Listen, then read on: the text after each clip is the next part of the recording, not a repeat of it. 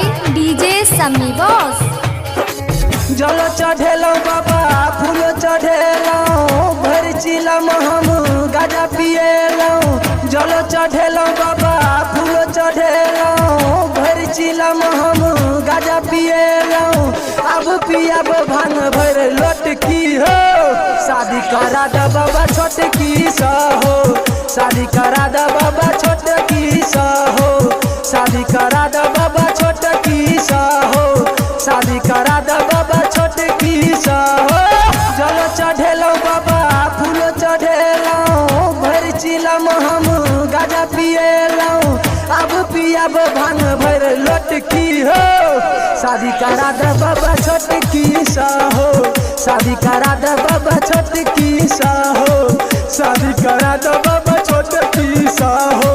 शादी करा द बाबा छोटकी सा हो।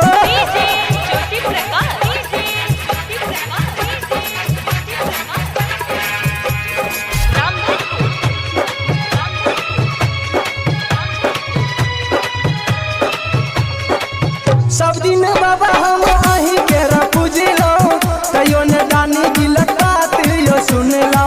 बात यो सुनलो हो बाबा। सब दिन दानी हम अही के पूजलो तैयो ने दानी दिलक बात यो सुनलो। तैयो ने दानी दिलक बात यो सुनलो। बसा सवारी भोला जटाधारी संग में रखने त्रिशूल भारी। तैयो पियाब भांग भर लोटकी हो शादी करा द बाबा छोटकी सा हो। शादी करा द बाबा छोटकी सा हो। शादी करा द बाबा छोटकी सा हो। शादी करा द बाबा छोटकी सा हो।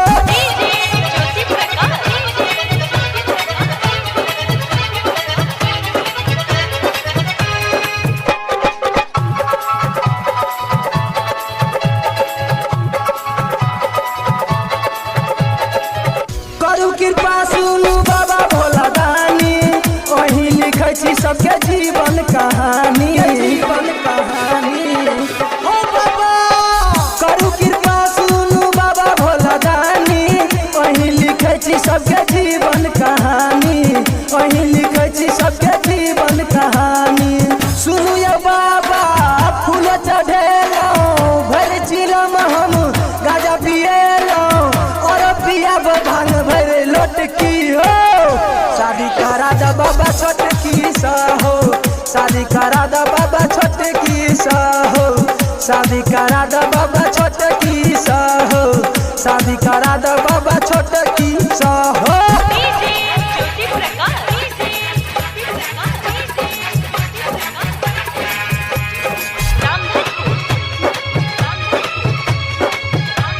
Music by DJ Sammy Boss।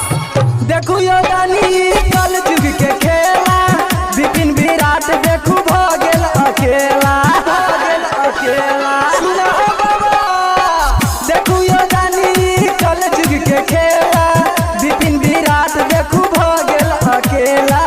Vipin विराट देखू भ गेल अकेला। जल चढ़ेलो बाबा फूल चढ़ेलो भर चिलम हम गाजा पिएलो। और पियाब भांग भर लोटकी हो शादी करा द बाबा छोटकी सा हो। शादी करा द बाबा छोटकी सा हो। शादी करा द बाबा छोटकी सा हो। शादी करा द बाबा छोटकी सा हो। जल चढ़ेला बाबा फूल चढ़ेलो भर चिलम हम गाजा पिएलो। और पियाब भांग भर लोटकी हो शादी करा द बाबा छोटकी सा हो। शादी करा द बाबा छोटकी